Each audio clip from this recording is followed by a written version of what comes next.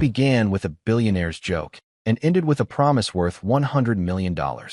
In the heart of New York City, where fortunes are made and broken in the blink of an eye, one billionaire's cruel joke would spiral into something no one could have predicted. "Play this, and I'll give you $100 million, he sneered, holding up a piece of impossible music. It was meant to humiliate, a game, a spectacle for his wealthy friends. The guests laughed. The maid lowered her eyes in shame. But in the shadows of that marble mansion stood a 9-year-old girl, clutching a storybook. Her voice was small, yet unwavering. "My mommy is tired, but I can play for you." What followed stunned every guest in the room and left the billionaire facing a promise he could not afford to break. This is the story of how a maid's daughter, against all odds, challenged the arrogance of wealth, uncovered a long-buried secret, and changed everything. Just before we dive in, let us know in the comments where you're watching from today. We love seeing how far these stories reach. And make sure you're subscribed so you don't miss tomorrow's special video. Now let's jump back in. Enjoy the story. The polished marble floor felt cold, even through the thin soles of her worn shoes. A 9-year-old girl stood perfectly still in the enormous living room, watching her mother work. Sunlight streamed through the floor-to-ceiling windows, illuminating a world of impossible wealth and silent, shimmering dust. Abigail Miller polished the grand piano with slow, careful circles. Her movements were graceful and practiced, the way a person learns to move when they are trying to be invisible. The piano was a magnificent beast of gleaming ebony wood and ivory keys, a Steinway that cost more than the small house she and her daughter rented. To Abigail, it was the heart of the mansion, a silent, sleeping giant. She hummed a quiet tune as she worked, a melody so soft it was barely more than a breath. The scent of lemon polish and old wood filled the air, a familiar smell that meant another long day was almost over. Her daughter, Chloe, stood near the grand archway that led to the hall. She was a small girl for 9 years, with hair the color of pale corn silk and eyes the color of a summer sky. She clutched a worn storybook to her chest, but she wasn't reading. Her gaze was fixed on her mother's hands, then on the piano's keys. Chloe's own small fingers twitched at her sides, pressing against the fabric of her simple dress, playing an imaginary chord. She knew the shape of the music her mother hummed. It was a lullaby, a story, a memory that lived inside both of them. The weight of the day pressed down on Abigail. It was more than just the fatigue from cleaning a house the size of a hotel. It was the weight of the letters that came in the mail, each one a stark reminder of the medical bills piling up. The doctors used long, complicated words, but the numbers at the bottom of the page were brutally simple. They were bigger than her paycheck, bigger than her hopes sometimes. But then she would look at Chloe, at her bright, curious face, and the hope would return. For Chloe, she would endure anything. She would scrub any floor, polish any surface, and make herself invisible in any room. The front door opened with a heavy click, and the quiet rhythm of their afternoon was broken. Harrison Croft strode into the room. He was a man who didn't walk so much as conquer a space. He was tall, dressed in a suit so sharp it looked like it could cut glass, and his voice boomed with the easy confidence of a man who had never been told no. He was talking on his phone, a sleek black rectangle pressed to his ear, his words sharp and dismissive. "I don't care what the projections say. Buy it," he commanded. "Buy the whole company. And tell Henderson if he has a problem with it, he can take it up with my lawyers." He ended the call and tossed the phone onto a silk-upholstered armchair without looking. His eyes, cold and gray as a winter sea, swept the room and finally landed on Abigail. He didn't see a person. He saw a function, a task. "Are you done yet?" he asked. His tone wasn't just impatient. It was laced with a disdain that made Abigail's shoulders tighten. "I have guests arriving in an hour. This place needs to be perfect." "Almost finished, Mr. Croft," Abigail said, her voice soft. She kept her eyes down, focusing on a swirl in the wood grain of the piano. To be invisible was to be safe. Croft grunted and walked toward the bar in the corner of the room. He poured himself a glass of amber liquid, the ice clinking like tiny, cold bells. As he turned, he saw Chloe standing in the archway. He paused, his eyes narrowing slightly. He wasn't used to children in his house, especially not small, silent ones who looked at him with such unnerving stillness. "What is that?" he asked, gesturing toward Chloe with his glass. Abigail's heart leaped into her throat. This is my daughter, Chloe, sir. Her school finished early today. She's being very quiet. I don't pay you to bring your family to work, he said flatly. I know, sir. It won't happen again, Abigail whispered, her face flushing with shame. She wanted the floor to open up and swallow them both. Croft took a slow sip of his drink, his eyes drifting from Chloe to Abigail, and then to the piano she was polishing. A cruel sort of amusement began to flicker in his expression. He saw her worn clothes, the smudge of polish on her cheek, the exhaustion in her posture. And he saw the way she had been looking at his piano, with a sort of quiet longing that he found pathetic. His guests began to arrive, trickling into the living room in small groups. They were people like him, men in expensive suits and women in elegant dresses, their laughter loud and brittle. They filled the grand room, their voices echoing off the high ceilings as they talked of stock markets, exotic vacations, and charity galas where they donated fractions of their wealth for a tax break and a photograph. Croft enjoyed being the center of this universe. He refilled his glass and moved to the center of the room, near the piano. He loved to hold court, to be the sun around which all these other, lesser planets revolved. He caught sight of Abigail again, who was trying to slip away unnoticed. An idea, ugly and entertaining, began to form in his mind. Everyone, he called out, his voice silencing the chatter. A moment, if you please. The guests turned toward him, their faces curious. He pointed a theatrical finger at Abigail. Our hard-working help here seems to have a deep appreciation for the finer things. His lips curved into a smile that didn't reach his eyes. She's been staring at my piano all afternoon. I believe we may have a hidden talent in our midst. A few of his guests chuckled. Abigail froze, her hand hovering over the piano keys.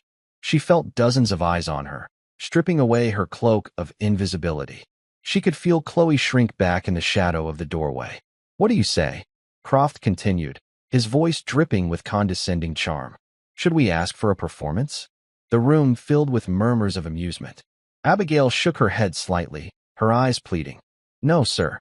I can't. I don't play. Nonsense, Croft boomed, enjoying the spectacle. He was a showman, and this poor, flustered maid was his prop. A woman of your background. I'm sure you have soul. Music is in the soul, isn't that what they say? He walked over to the piano and picked up a piece of sheet music resting on the stand. It was a notoriously difficult piece, Rachmaninoff's Piano Concerto No. 3, a cascade of complex notes that would challenge even a master pianist. He held it up for his guests to see. Tell you what, he said, his voice loud and clear, a proclamation for all to hear. He turned his cold, gray eyes on Abigail, the cruel smile now a full-blown sneer. I'm feeling generous tonight. He looked around at his friends, ensuring they were all watching, all witnesses to his grand, mocking gesture. Play this, he said, tapping the sheet music. Play this, and I'll give you $100 million. A wave of shocked laughter rolled through the room. It was a joke, of course, a billionaire's cruel prank. The amount was so absurd, so impossible, it was meant only to highlight the vast, uncrossable chasm between his world and hers. It was a punchline, and Abigail was the joke. Her face burned with a humiliation so intense it felt like a physical blow. She could hear the snickers, see the pitying and amused looks on the faces of the wealthy guests. She stood there, trapped in the spotlight of his mockery, her dignity stripped away. She couldn't speak. She couldn't breathe. All she could do was shake her head, the shame bringing tears to her eyes. And then, a small, clear voice cut through the laughter. My mommy is tired. Every head turned. Chloe stepped out from the shadows of the archway. Her small face was serious, her blue eyes fixed on Harrison Croft. There was no fear in her expression, only a calm, unwavering resolve. She walked across the vast marble floor, her little footsteps echoing in the sudden silence. She stopped beside her mother, taking Abigail's trembling hand. Then she looked up at the billionaire, a man who could buy and sell entire countries, and spoke with a clarity that silenced the entire room. But I can play for you. The silence that followed Chloe's statement was heavy and absolute. The guests, who moments before had been laughing, now stared, their expressions a mixture of shock and confusion. They looked from the tiny, determined girl to the mortified maid, and then to Harrison Croft, who seemed, for the first time all evening, to be at a loss for words. Croft recovered quickly, a laugh barking from his chest. Well, what have we here? The little mouse has a roar. He looked around at his friends, inviting them to share in this new, even more absurd development. This gets better and better. One of his guests, a man with a booming laugh and a red face, called out, "Careful, Harrison. The girl might just take your money." The room erupted in another wave of laughter, this time directed at the child. It was a different kind of laughter, tinged with a sort of wonder at her audacity. To them, it was a charming little act of defiance, like a kitten trying to pounce on a lion. Cute, but meaningless. Abigail squeezed Chloe's hand, trying to pull her back. "Chloe, no," she whispered, her voice cracking. "Let's go. Please." This was a nightmare. Her daughter was now the centerpiece of the humiliation, but Chloe didn't move. She gently pulled her hand free from her mother's grasp and looked up at Croft. "Is it a real promise?" she asked, her voice steady. "If I play the music, you'll give my mommy the money?" Croft's amusement grew. This was perfect. The humiliation would be complete. He would let the child tinkle on the keys for a minute, make a fool of herself, and then send them on their way with $100 bill for their troubles. It would be a story he'd tell for years. "It's a very real promise," he said, leaning down slightly as if speaking to a toddler. "You play that piece of music," he gestured again to the Rachmaninoff, "and your mother will never have to scrub another floor in her life. Now, do you even know how to read music, little one?" Chloe didn't answer his question. Instead, she walked to the enormous piano bench. The polished ebony seat came up to her chest. With a small grunt of effort, she climbed onto it, her legs dangling far above the pedals. She looked like a doll placed on a giant's furniture. The sheer scale of the instrument dwarfed her, making the scene even more pathetic and comical to the onlookers. She looked at the sheet music. Her small brow furrowed for a moment as she scanned the dense forest of black notes. Then, she looked up and her eyes swept across the room, past the smirking faces of the guests, until they met her mother's.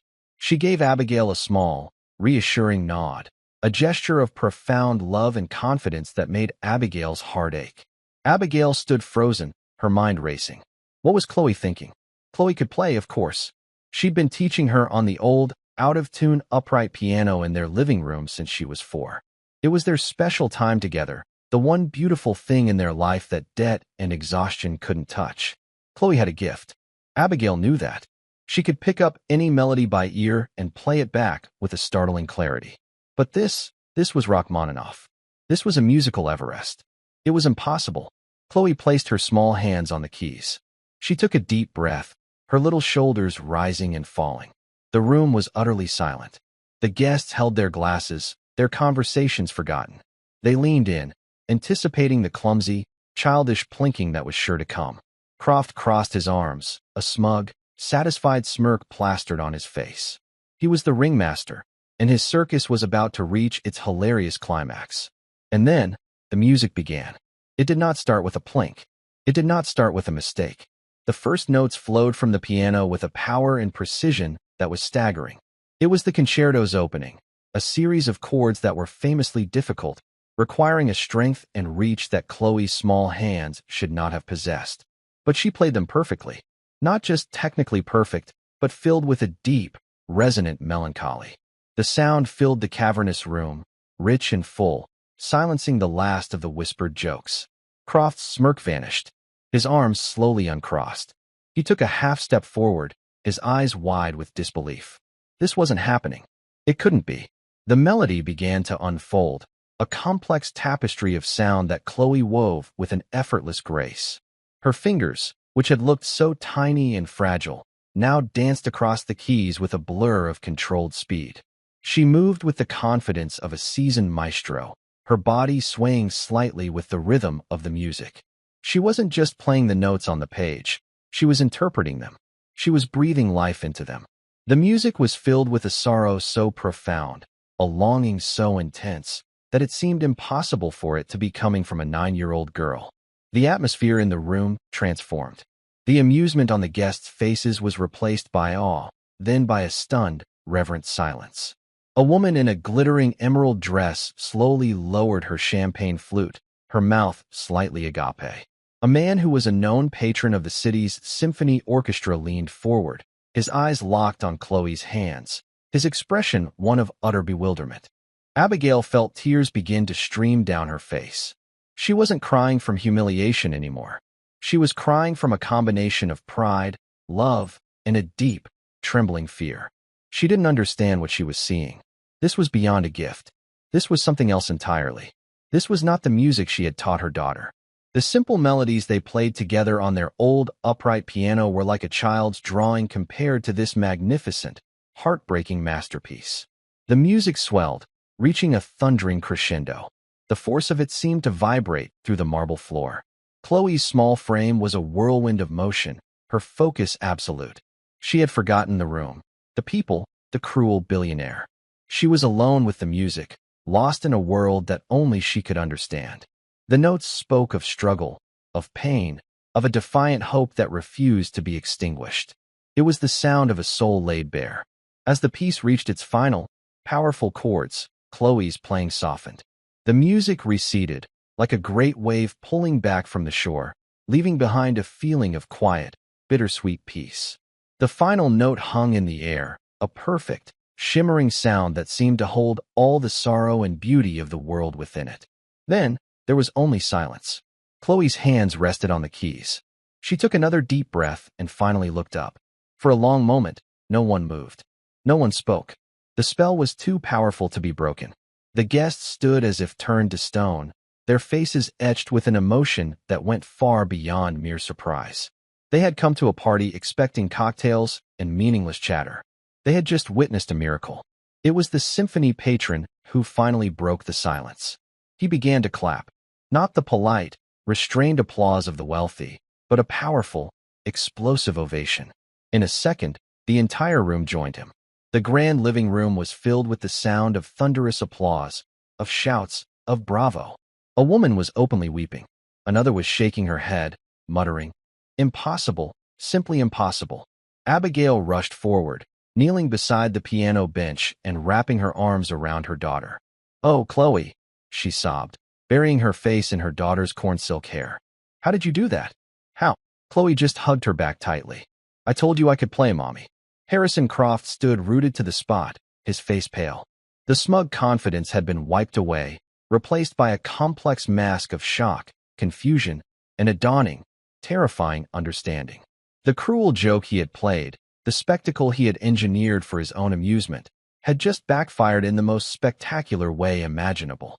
He had made a promise in front of 24 of the most influential people in the city. A promise for $100 million. And a 9-year-old girl in a simple, worn dress had just met his challenge. The symphony patron, a respected older gentleman named Mr. Davison, made his way through the crowd. He stopped in front of the piano. His eyes, which had seen the greatest musicians in the world perform, were filled with a profound respect. He looked not at Croft, but at Chloe. "My dear child," he said, his voice thick with emotion. "I have been listening to pianists my entire life. I have never, ever heard anything like that. Where did you study? Who was your teacher?" Before Chloe could answer, another guest, a sharp-eyed woman who was a well-known journalist, turned her gaze directly on Harrison Croft. Her voice was cool and carried a distinct edge of challenge. "An excellent question," she said, loud enough for everyone to hear. "But I have another one. Mr. Croft, I believe you made a promise." Every eye in the room swiveled to Harrison Croft. He was trapped. The laughter was gone. The amusement was gone.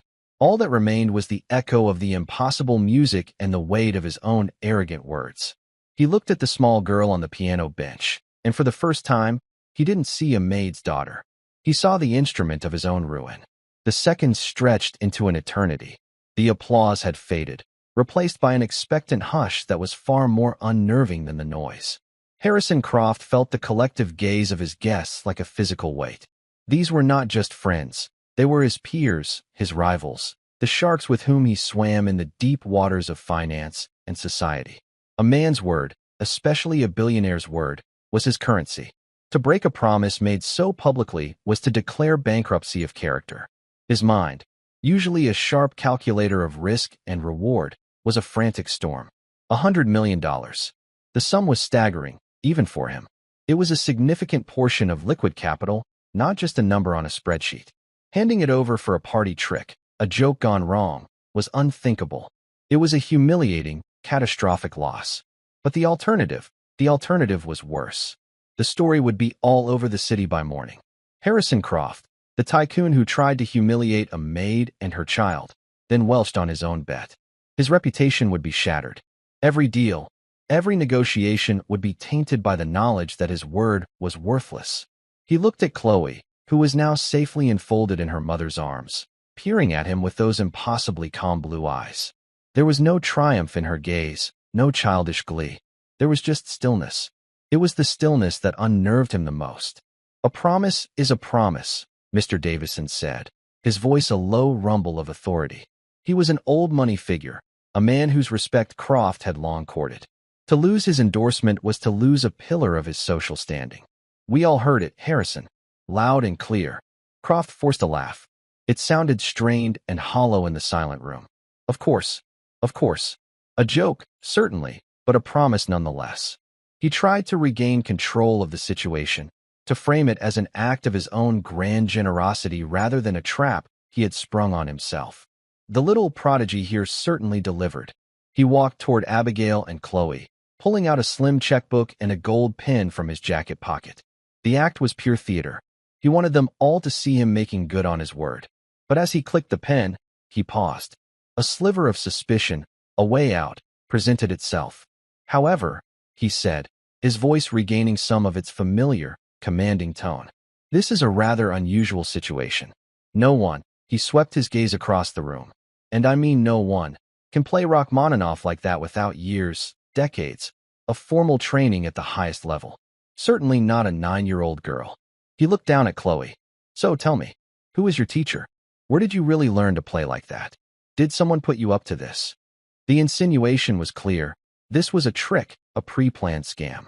Abigail bristled, her protective instincts overriding her fear. "No one put her up to anything," she said, her voice trembling but firm. "I taught her. On our old piano at home." Croft let out a disbelieving scoff. "You taught her? A maid taught her to play like a virtuoso who could headline at Carnegie Hall? Forgive me if I find that a little hard to believe." "It's true," Chloe said softly. "Mommy hums the songs, and I play them." This statement, so simple and so utterly unbelievable, only deepened the mystery. Mr. Davison knelt down, so he was at eye level with Chloe. His expression was no longer just impressed. It was intensely curious. "My dear," he said gently, "the piece you played, it's one of the most difficult in the classical repertoire. It's not a song one can simply hum. You read the music." I looked at it. Chloe corrected him politely. "But I already knew the story." "The story?" Mr. Davison asked, puzzled. "Every song has a story," Chloe explained, as if it were the most obvious thing in the world.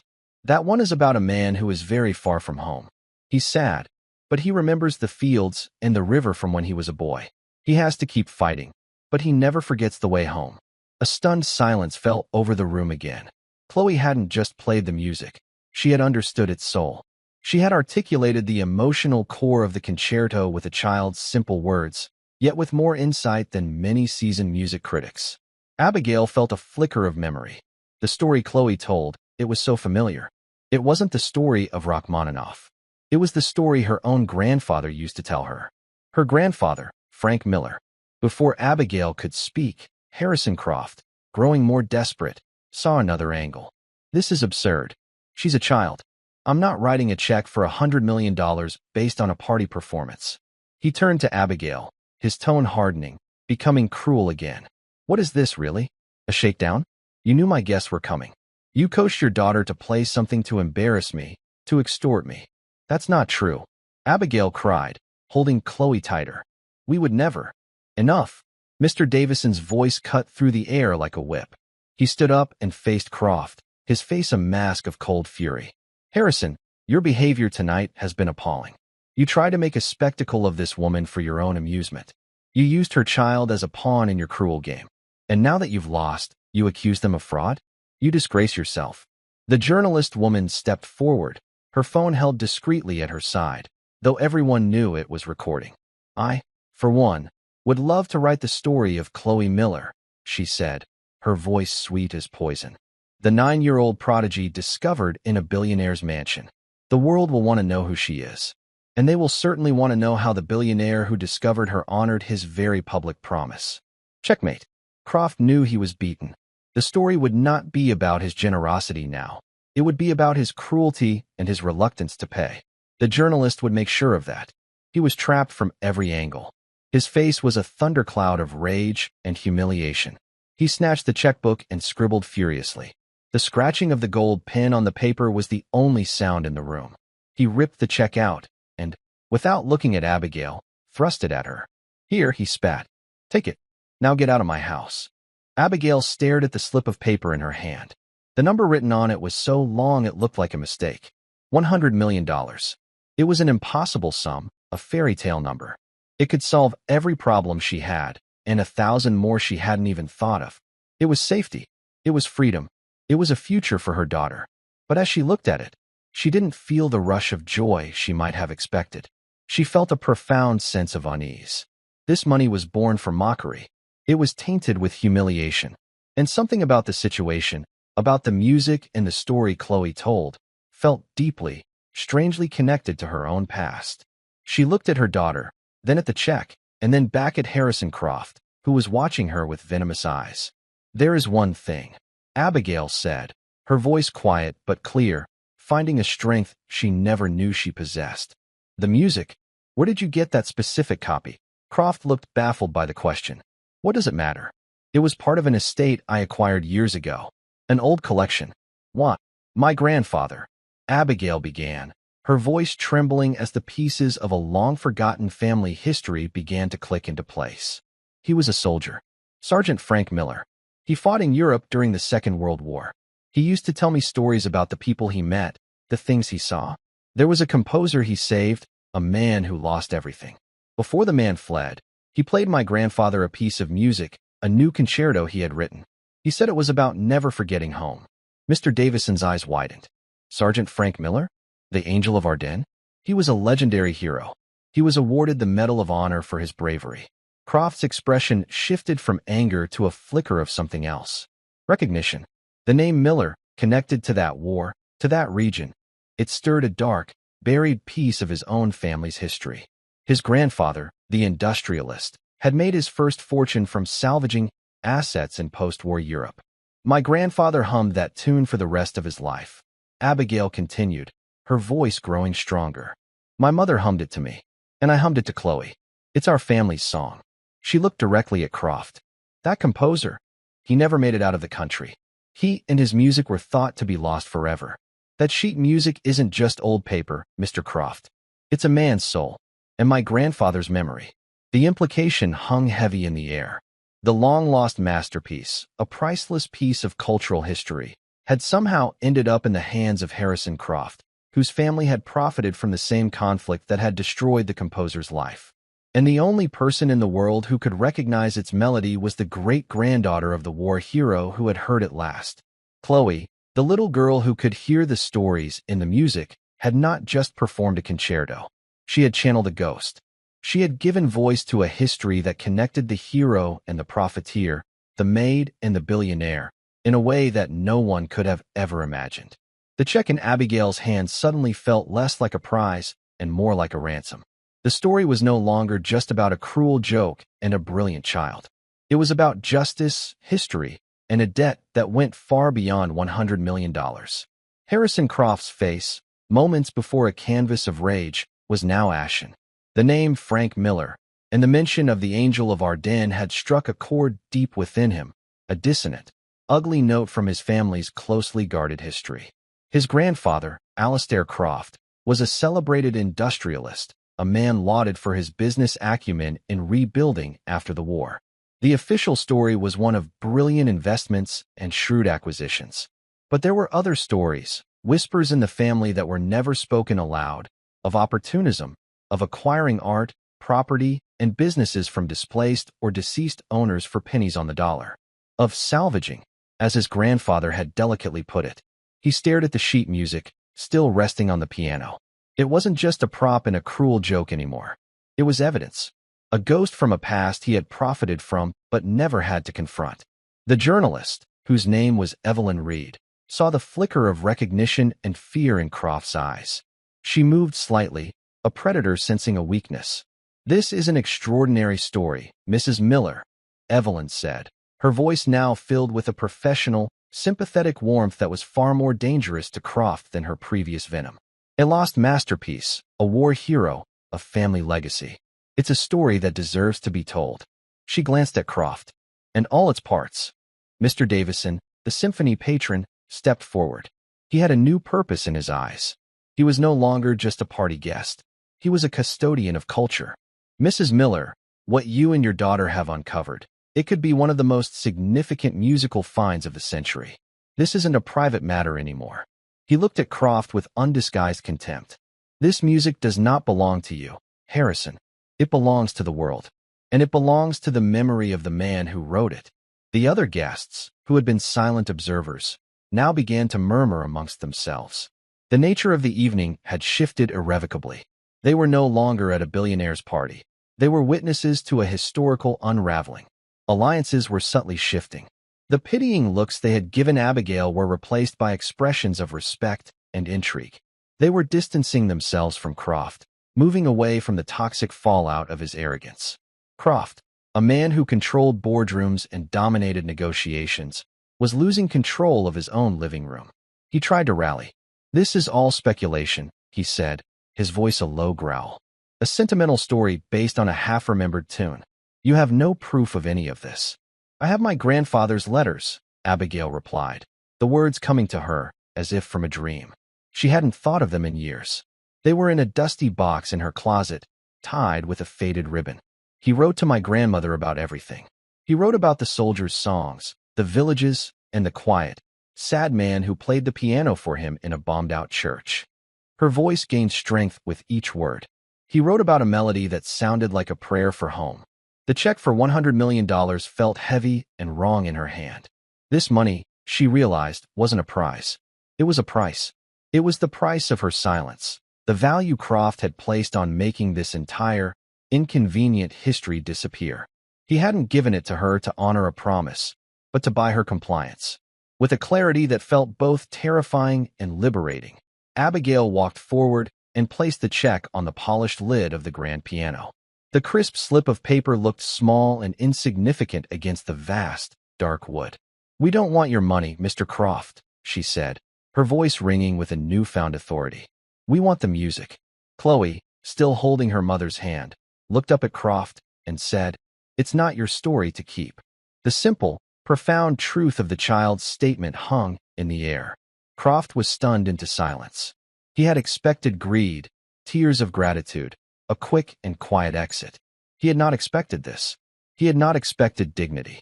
Refusing $100 million was a move so far outside his understanding of the world that he couldn't process it. To him, everything and everyone had a price. Mr. Davison placed a gentle hand on Abigail's shoulder. "Mrs. Miller, you are doing the right thing. Do not worry. You and your daughter will not be left to face this alone." He pulled out a business card. "I have connections at the National Archives, at the finest music conservatories in the world. We will verify the authenticity of this manuscript. We will find the composer's history, and we will see that your grandfather's legacy and the legacy of the man he tried to save are honored." Evelyn Reed stepped forward as well. "And I will make sure the world is watching," she said, giving Abigail a card of her own. "He can't intimidate you now. The story is already bigger than he is." The party was over. The guests began to leave, not with the boisterous goodbyes of a social gathering, but with quiet, meaningful nods to Abigail. They avoided looking at Harrison Croft, who stood isolated in the center of his opulent room, a king who had suddenly lost his kingdom. He was surrounded by wealth, but he had never looked poorer. As Abigail and Chloe prepared to leave, one of Croft's household staff, a butler who had worked for him for 20 years, approached them quietly. He had a kind, tired face. "Ma'am," he whispered to Abigail, "your final paycheck. Mr. Croft asked me to tell you that your services are no longer required." He handed her an envelope. It was a paltry sum, the legal minimum, a final, petty act of spite. Abigail took the envelope without a word. She had been fired. She had no job, and she had just refused a sum of money that could have solved all her problems. For a fleeting moment, a wave of panic washed over her. The medical bills were still real. The rent was still due. Then she looked down at Chloe, who was watching her with complete trust. And she looked at the piano, at the sheet music that held a story of survival and memory. She felt a deep, unshakable calm settle over her. They had something more valuable than money. They had the truth. As they walked out of the grand mansion and into the cool night air, leaving the world of cold marble and colder hearts behind them, Abigail knew their lives had been changed forever. The fight was far from over. It had just begun. But for the first time in a very long time, she wasn't just a maid trying to be invisible. She was Sergeant Frank Miller's granddaughter. And she had a story to tell. The days that followed were a whirlwind. The world Abigail and Chloe had known. A small, quiet life governed by work schedules and the constant anxiety of bills vanished. It was replaced by a new reality of phone calls, meetings, and the slowly dawning realization that they were at the center of a storm. Evelyn Reed's article was the opening salvo. It appeared on the front page of a major online news outlet, under a headline that was both sensational and utterly true. The Billionaire, the Maid, and the Lost Masterpiece. The story was a masterclass in narrative journalism. It began with the image of 9-year-old Chloe, her small hands on the keys of a grand piano, and unfolded the tale of a cruel party joke that had accidentally unearthed a historical treasure. It wove together the threads of the heroic Sergeant Frank Miller, the mysterious, unnamed composer, and the Croft family's shadowy post-war fortune. Evelyn didn't make direct accusations, but she posed sharp, uncomfortable questions that cast a long, dark shadow over Harrison Croft's reputation. The public reaction was immediate and overwhelming. The story went viral. Chloe's Concerto, as the media dubbed it, became a trending topic. People were captivated by the David and Goliath nature of the story, the quiet, dignified maid and her prodigy daughter standing up to a ruthless billionaire. Support for Abigail and Chloe poured in from all corners of the country. A crowdfunding page, started by an anonymous supporter, raised tens of thousands of dollars within hours to help with their immediate living expenses and medical bills. Abigail was overwhelmed by the kindness of strangers. For years, she had felt alone, invisible. Now, she felt seen. Meanwhile, Mr. Davison was true to his word. He assembled a small, dedicated team. A renowned musicologist from Juilliard, a historian specializing in World War II art and property displacement, and a team of pro bono lawyers from a prestigious firm.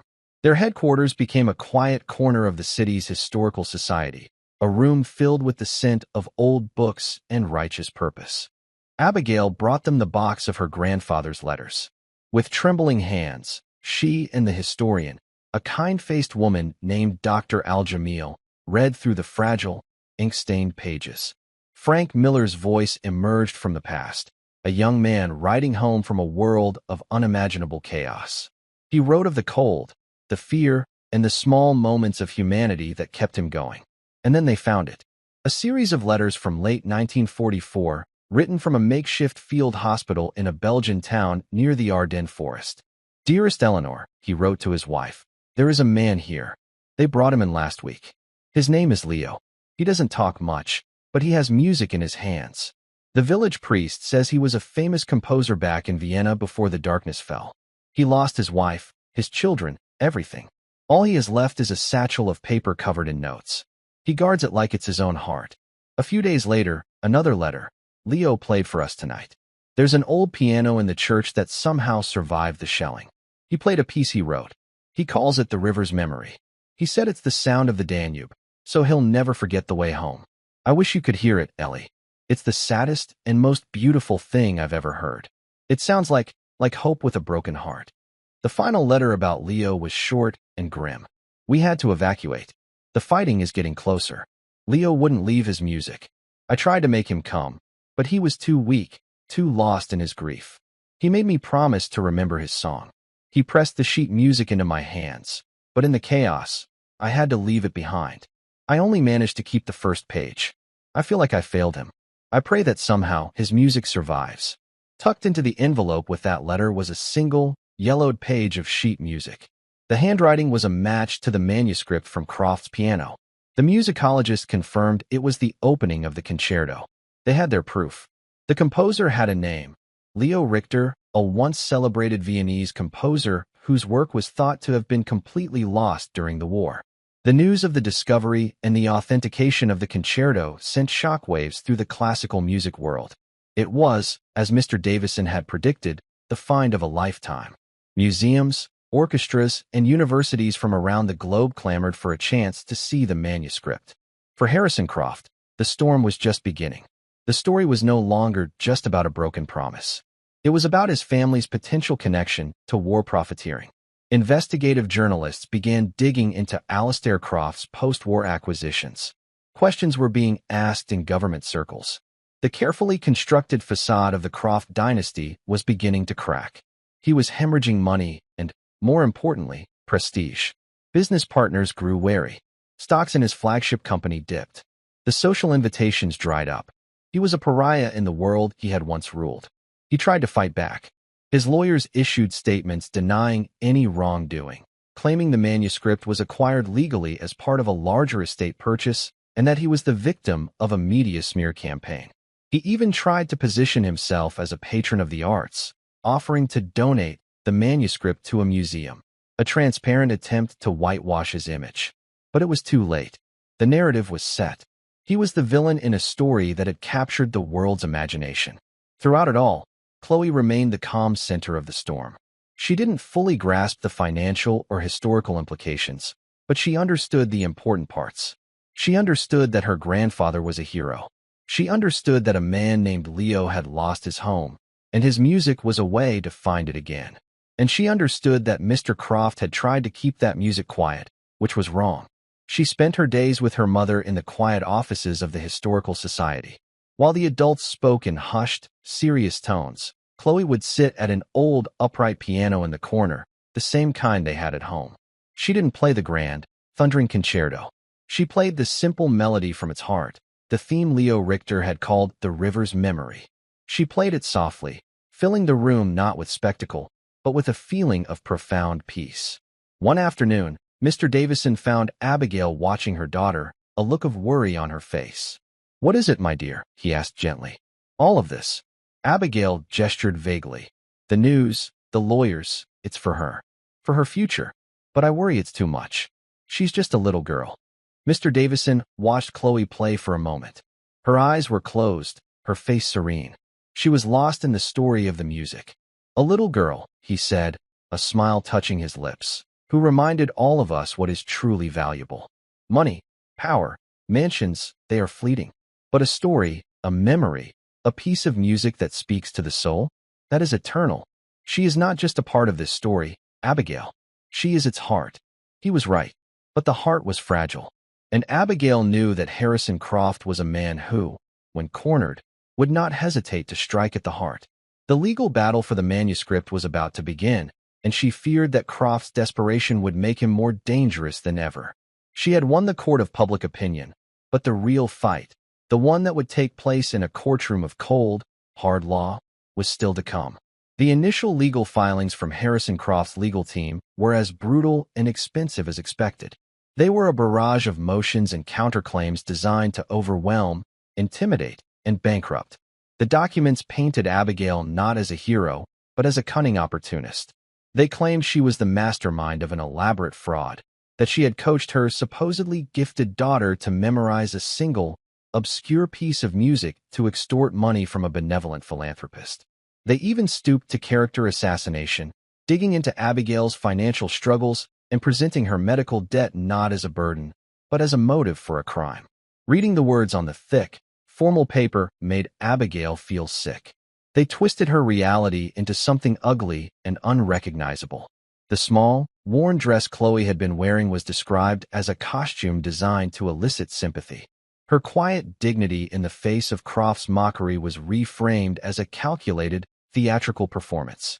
"This is standard procedure for men like Croft," their lead lawyer, a calm, silver-haired man named Ben Carter, told her. "The strategy is scorched earth. They want to make the process so painful and so expensive that you give up." "But it's all lies," Abigail said, her voice small. "I know," Ben said, his eyes kind but firm. "And our job is to prove it.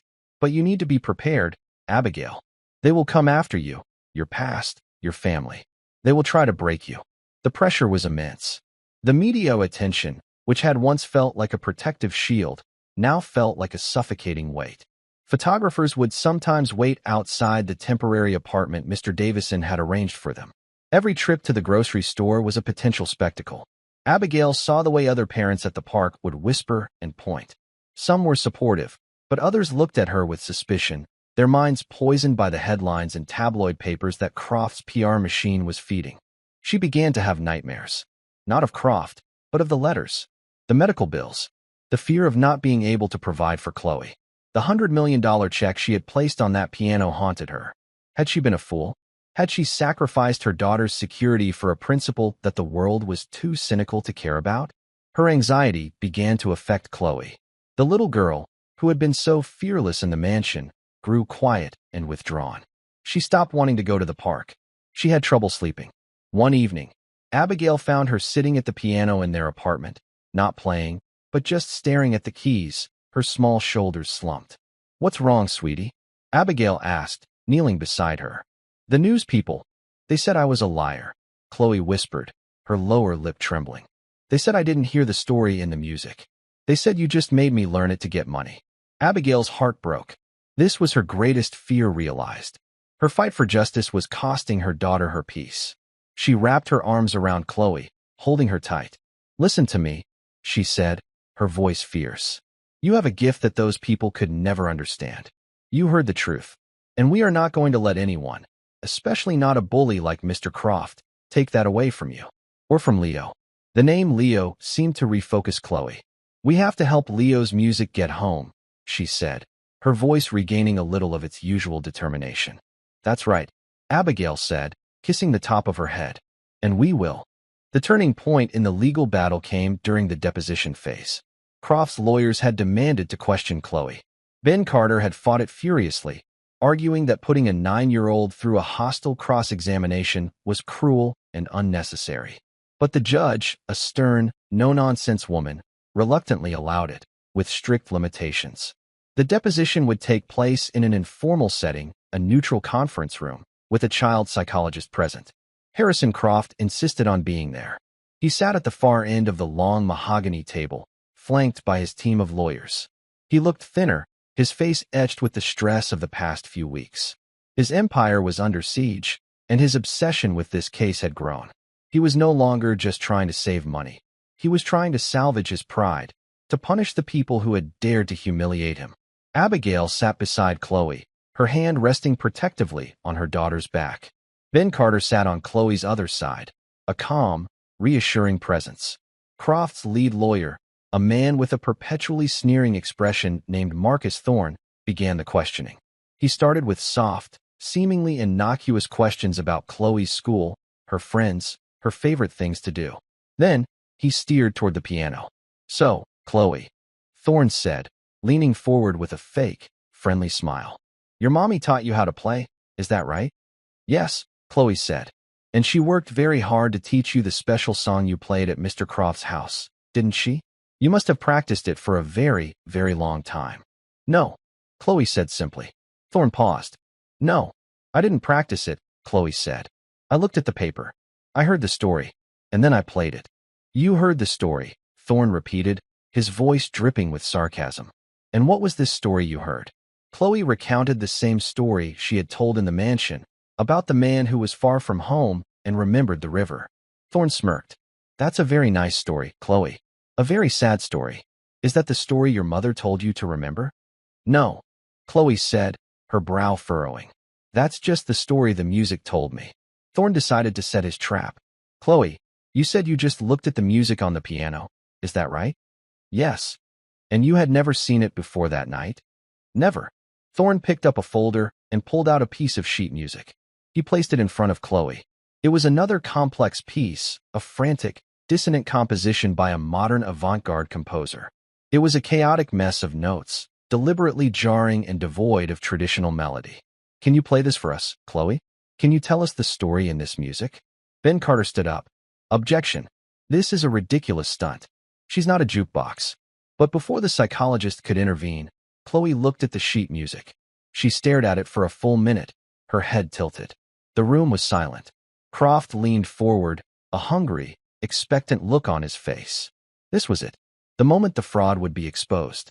The child would either admit she couldn't play it, or she would try and fail miserably. Finally, Chloe looked up at Thorne.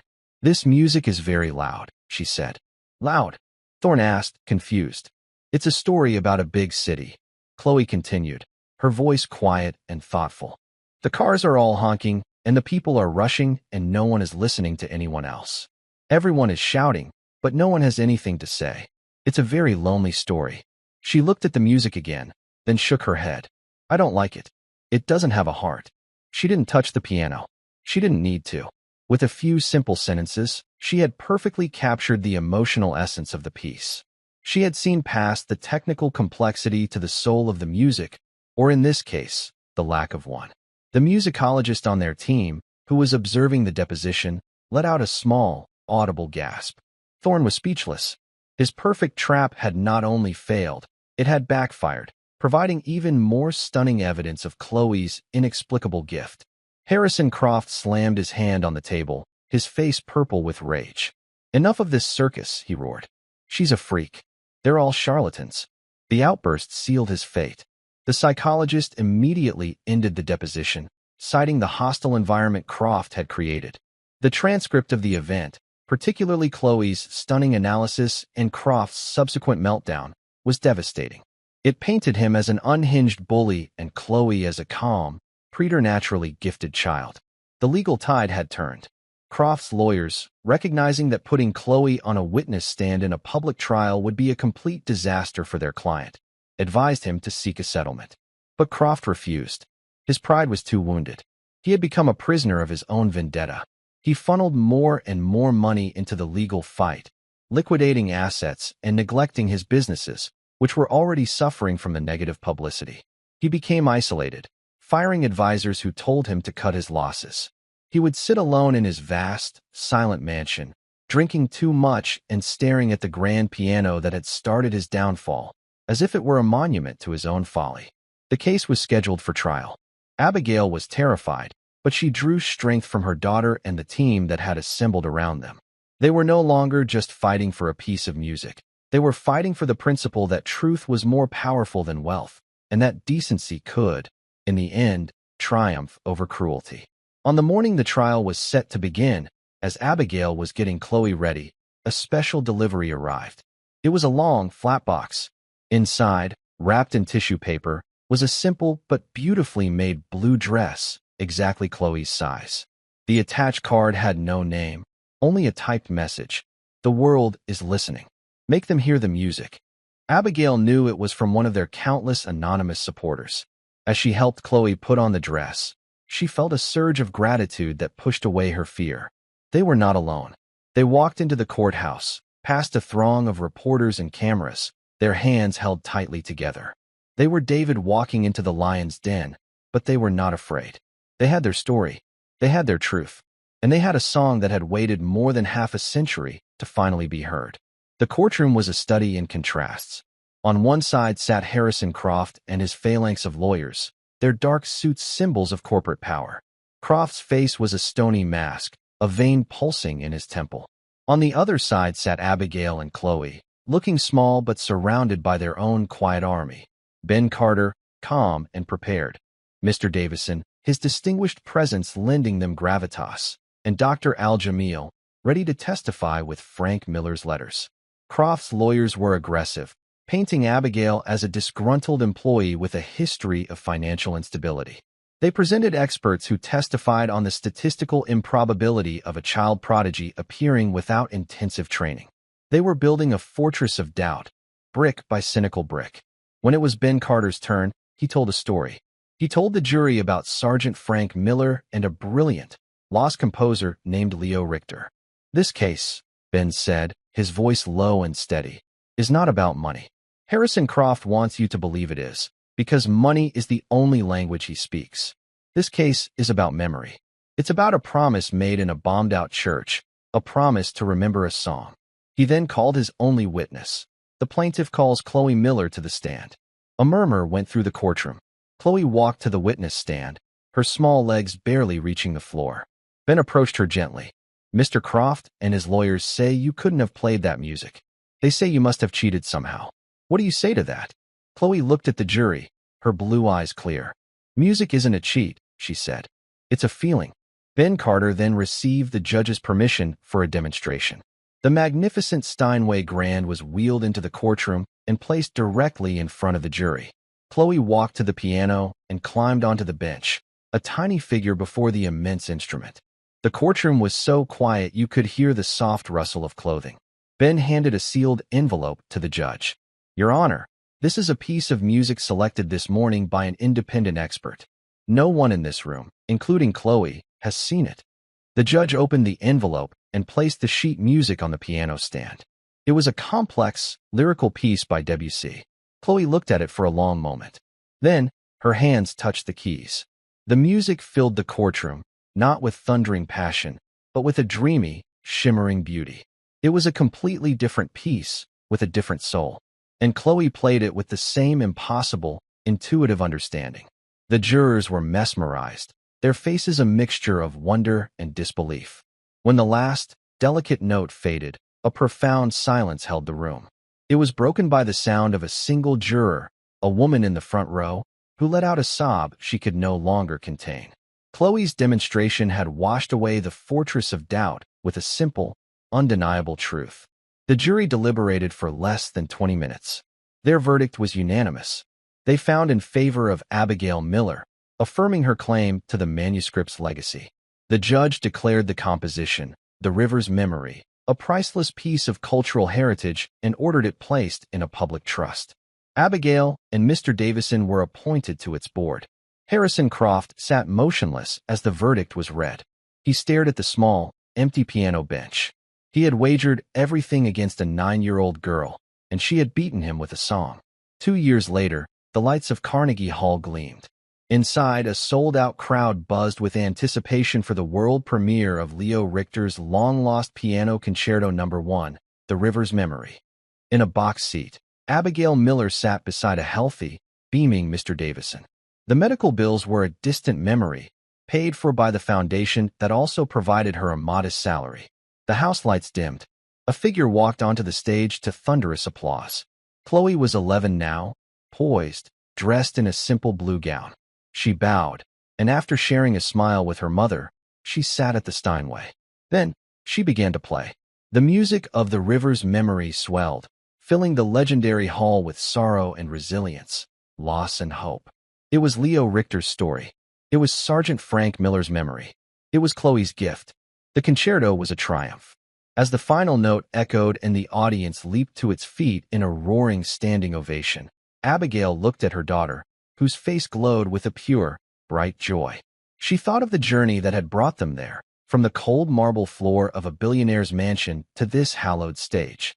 The greatest gifts were not those that could be bought or sold, but those passed down, heart to heart, like a half-remembered lullaby. It was a melody that had traveled through war and time to find its home at last, in the hands of a little girl who knew how to listen. And that's where we'll end the story for now. Whenever I share one of these, I hope it gives you a chance to step out of the everyday and just drift for a bit. I'd love to know what you were doing while listening. Maybe relaxing after work, on a late-night drive, or just winding down. Drop a line in the comments. I really do read them all. And if you want to make sure we cross paths again, hitting like and subscribing makes a huge difference. We are always trying to improve our stories, so feel free to also drop your feedback in the comment section below. Thanks for spending this time with me.